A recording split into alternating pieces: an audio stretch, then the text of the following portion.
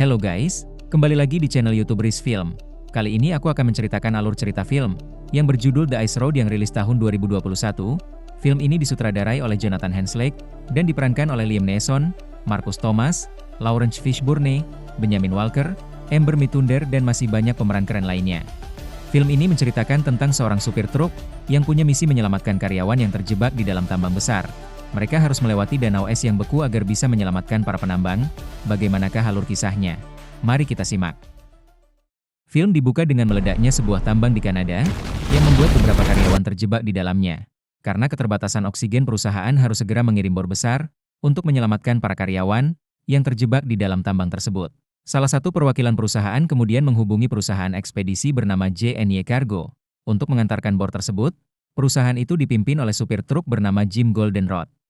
Mereka harus mengantarkan dalam waktu 30 jam ke depan.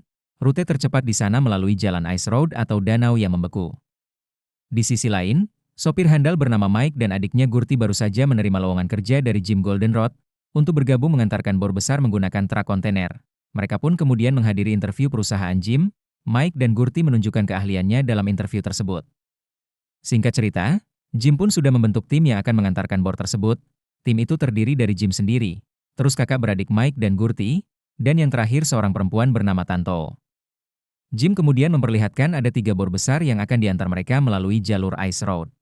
Waktu pengantaran hanya 30 jam lewat dari itu karyawan di sana tidak tertolong. Kontrak kerja pun disodorkan untuk ditandatangani. Dan saat hendak tanda tangan kontrak, ternyata satu lagi dari tim perusahaan tambang yang akan mendampingi mereka. Orang tersebut bernama Varney. Tak berselang lama, ketiga truk tersebut berangkat mengantarkan bor besar menuju Kanada. Di setiap truk dipasangi alat komunikasi agar mereka bisa saling terhubung. Mereka pun kemudian memasuki jalur Ice Road atau lautan yang beku. Hari pertama menjelang pagi, tidak ada kendala dalam perjalanan. Mereka benar-benar menghitung kecepatan dan jarak agar tidak meretakan permukaan es tersebut. Namun saat di pertengahan jalan, tiba-tiba saja mesin Jim mengalami kerusakan sehingga membuatnya berhenti. Mereka pun berniat untuk menarik mobilnya Jim agar bisa melanjutkan perjalanan. Jim pun kemudian mengikatkan tali ke truknya Tanto. Namun tiba-tiba saja truknya terperosok laut karena esnya sudah mencair. Kakinya Jim tak sengaja terikat oleh tali yang menopang kedua truk. Truk pun semakin amblas ke dalam. Mereka berusaha untuk menarik truk tersebut, namun tidak bisa. Jim dan truknya semakin terperosok ke dalam lautan es. Kemudian Jim meminta Tanto untuk memotong tali tersebut. Karena keadaan semakin genting, Tanto terpaksa memotong tali yang mengikat truknya Jim. Jim pun tidak tertolong. Dia terperosok ke dalam laut bersama truknya. Tak berselang lama, lautan esnya mulai retak perlahan. Mereka berempat bergegas untuk melanjutkan perjalanan karena lautannya semakin mencair.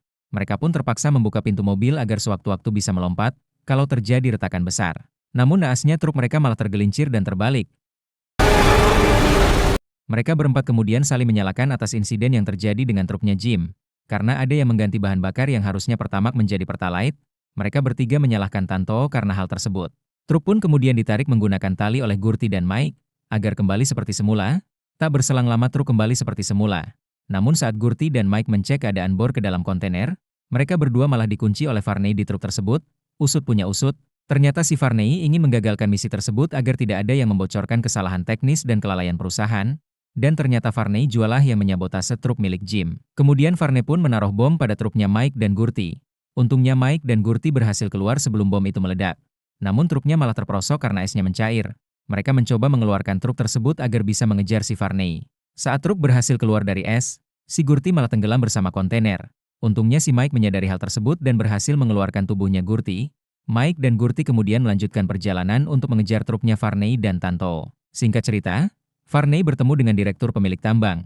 Mereka berniat untuk membunuh Tanto dan truknya seolah seperti kecelakaan.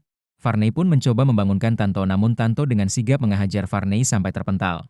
Varney pun berhasil mengambil alih truknya. Tanto kemudian meminta tolong ke orang-orang yang ada di sekitar melalui talkie-walkie. Mike yang masih hidup pun menjawab bahwa mereka berada di belakang untuk membantu Tanto.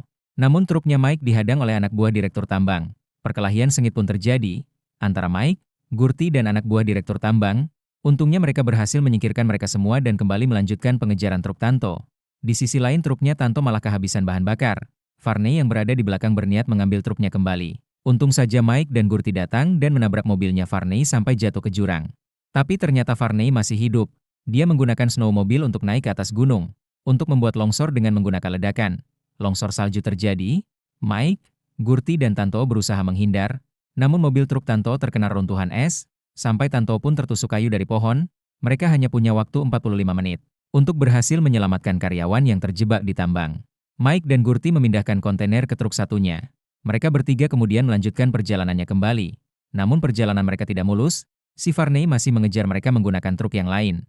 Aksi kejar-kejaran pun terjadi di atas lautan es. Mike melompat ke truknya Varney, mereka berdua berkelahi dengan sengit. Sampai akhirnya Mike berhasil menceburkan Varney ke dalam lautan es bersama truknya.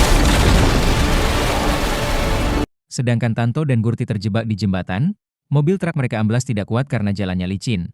Namun pada akhirnya mereka tetap berhasil melewati jembatan tersebut. Meski akhirnya roboh, akan tetapi tak berselang lama truknya malah mundur.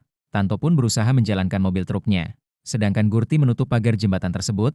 Naasnya Gurty malah terjepit di antara kontainer dan pagar jembatan. Seketika dia pun tewas di tempat. Mike pun menangis sambil memeluk adiknya. Di sisi lain, di area pertambangan tersebut, mereka semua dalam keadaan pasrah. Namun tiba-tiba saja truk kontainer Mike dan Tanto pun datang. Semua karyawan tambang pun bersiap menyambut mereka dan menggunakan bor tersebut untuk menyelamatkan para penambang yang terjebak. Tak berselang lama, para karyawan tambang semuanya berhasil keluar dari tambang tersebut. Sedangkan direktur tambang tersebut terkena boga mentah dari Mike, dia pun resmi dipecat. Film pun sampai di situ saja ya. Assalamualaikum warahmatullahi wabarakatuh.